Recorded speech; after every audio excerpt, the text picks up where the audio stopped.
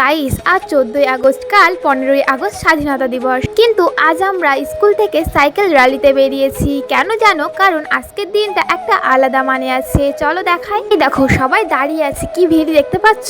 আজ আমাদের স্কুলে বলে দিয়েছিল সকাল 6:30টায় আসছে, কিন্তু বৃষ্টি হওয়ার কারণে আমরা 7টার দিকে এসে পৌঁছেছিলাম। এখনো তো অনেকেই আসেনি, তো সেই কারণে আমরা সবাই দাঁড়িয়ে আছি অনেকের জন্য। আর এই যে 4 চাকা আর এই টোটোটা আমাদের সাথে সাইকেল র্যালিতে বার হবে, কারণ ওরা আগে আগে যাবে আর আমরা যাবো পিছন পিছন। আর এদিকে আমাদের স্কুলের প্রধান শিক্ষিকা সবার হাতে তিরঙ্গা তুলে দিচ্ছিল।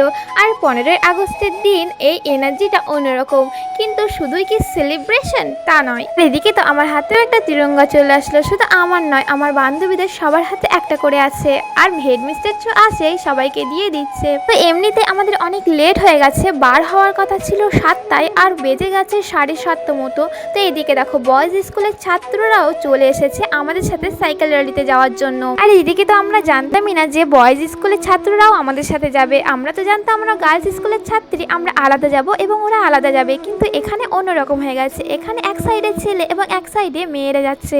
আচ্ছা, বাচ্চাদের যেটা বলা, তোমরা একদম সুশৃঙ্খল ভাবে যেভাবে সাইকেল র্যালি করছো, ডবল লাইন, তার বাইরে আমরা কেউ বেরোবো না। আমাদের বন্দে মাতরম গান চলবেই, আমরা র্যালিটা নিয়ে পুলতা। আর এই পতাকাটা কত সুন্দর লাগছে বলো।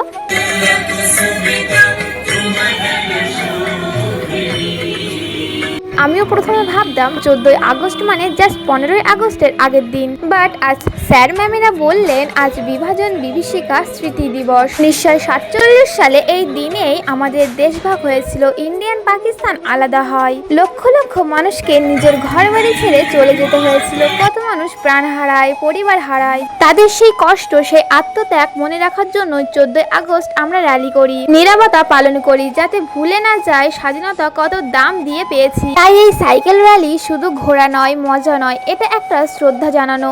আর কাল 15ই আগস্ট এই র্যালি দিয়ে আমরা সবাইকে বলেছি কাল পতাকা তুলুন, দেশকে ভালোবাসুন। আর এই সাইকেল র্যালি এই বছর থেকেই শুরু হয়েছে, কারণ আমি এর আগে কখনো এমন জিনিস দেখিনি। সাইকেল র্যালি করার পরে বয়েজ স্কুলের স্যার এবং ম্যামেরা বলেছিল যে আমাদেরকে ওই স্কুলে যেতে হবে। কি কারণে সেটা বলা হয়নি। তো তারপরে ওখানে গিয়েই তো শোনা হয় যে এখানে জাতীয় সঙ্গীত করা হবে। পরে বয়েজ স্কুলের একটা কর্মচারী আমাদের খুব যত্ন সহকারে যেখানে প্রার্থনা হবে সেখানে আমাদেরকে নিয়ে গিয়েছিল।